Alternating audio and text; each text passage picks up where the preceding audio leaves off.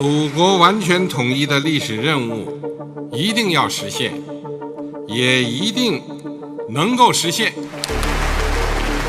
Taiwan is conducting its largest ever military drills which simulate the repulsion of an invading force. It's just one of the many data points showing Beijing is preparing for war with Taiwan while we deal with army in Ukraine and inflation. Well, the communists are watching and plotting. A potential visit to Taiwan by the US House Speaker Nancy Pelosi is becoming a problem for President Joe Biden's administration. Beijing, which claims sovereignty over the island, has already issued harsh warnings, even suggesting a possible military response.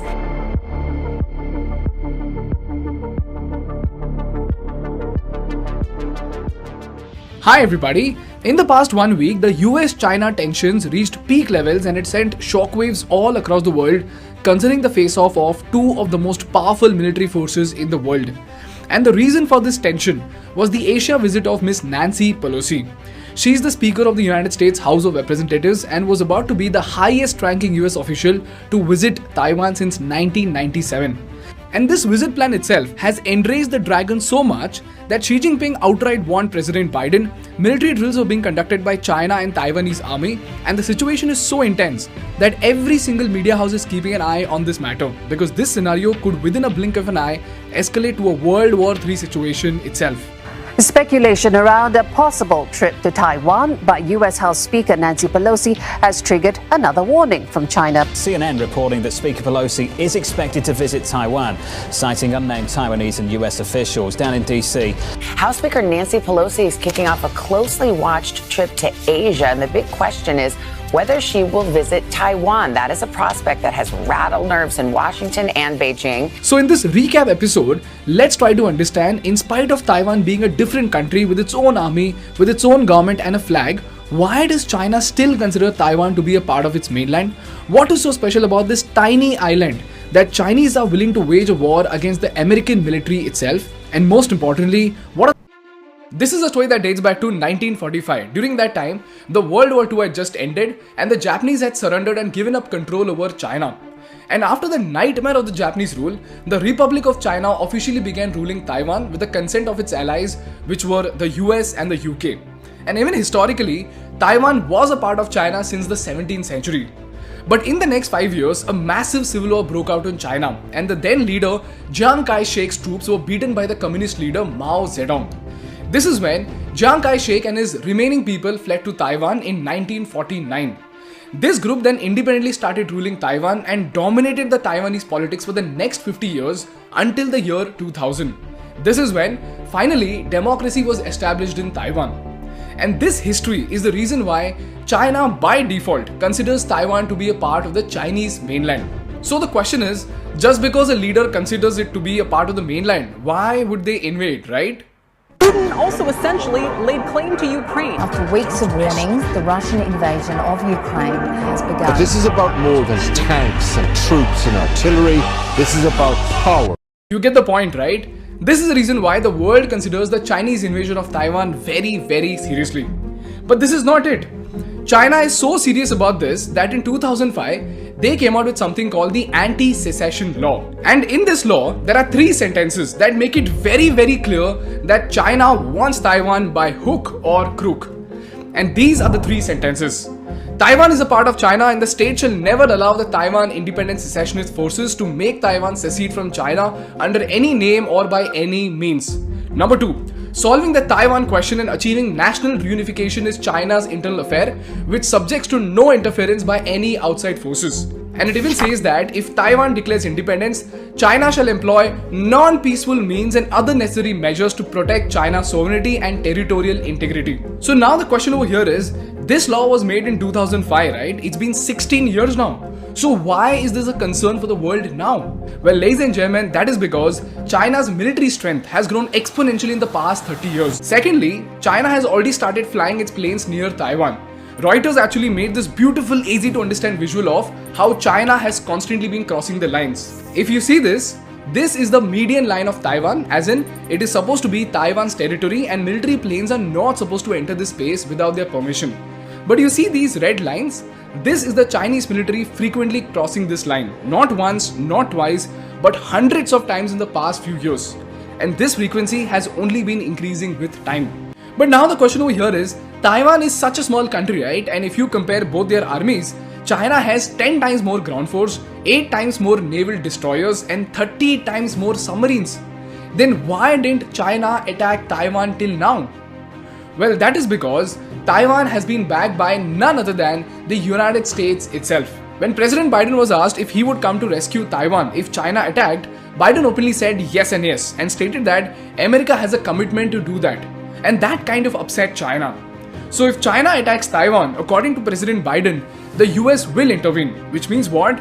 We could be looking at a military war between two of the most powerful nations of the world, and more importantly, two nuclear superpowers will be head to head in what could perhaps escalate to World War III itself. This is the backing that Taiwan has.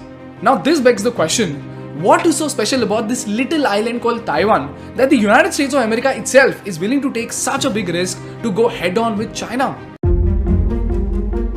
The first reason for this is something called the South China Sea dispute. And this is one of the most critical reasons why China would invade Taiwan. To tell you about it, South China Sea is this region in the world map where you have Indonesia, Malaysia, the Philippines, Taiwan and Vietnam.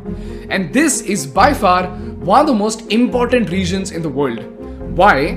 Because 30% of the entire world's shipping passes through this region, and it amounts to $3.37 trillion in trade every single year. And as far as the strategic resources are concerned, according to the Council on Foreign Relations, the sea is estimated to have 11 billion barrels of untapped oil and 190 trillion cubic feet of natural gas. And the most vital benefit of all is that the country controlling this maritime route will have natural military advantage over the rest of the world, including the United States. And China is so keen on taking control of this region that they have placed military ships, conducted military drills, and even built artificial islands. Yes, you heard that right. China has literally built artificial islands to claim the South China Sea. And in our context, if China attacks Taiwan, if it wins, it will have an insane upper hand over the second most important region in the world.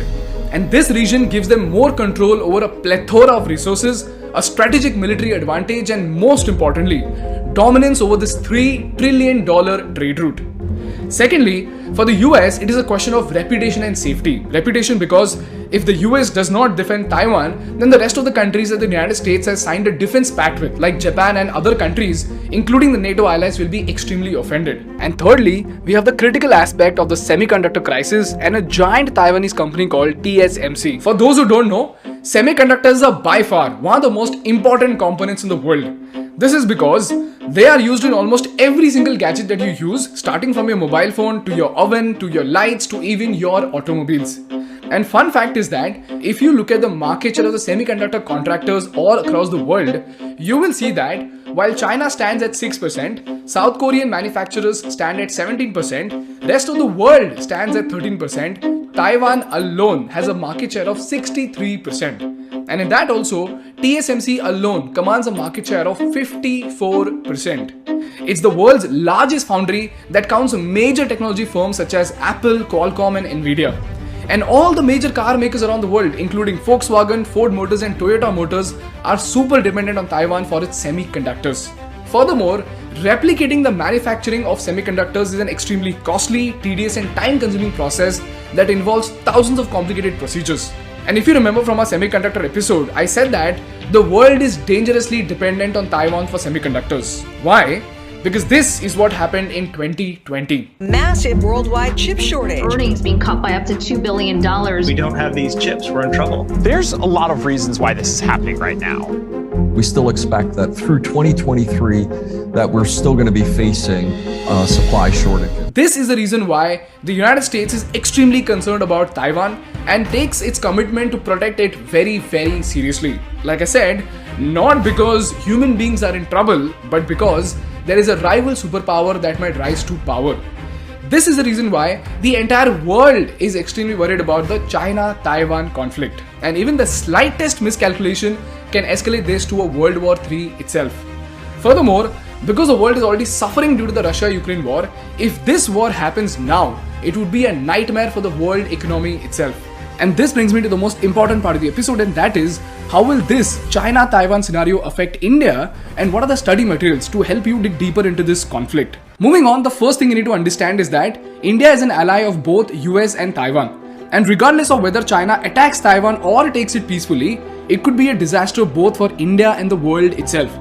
Disaster for India because just like the Chinese vendors started abusing their monopoly position to increase the price of solar components, they are more likely to do the same with the semiconductors, and that could hit us very, very hard. Secondly, if a war breaks out, the US is more likely to pressurize India because we are the closest allies they have to China, and we might be forced to go to war.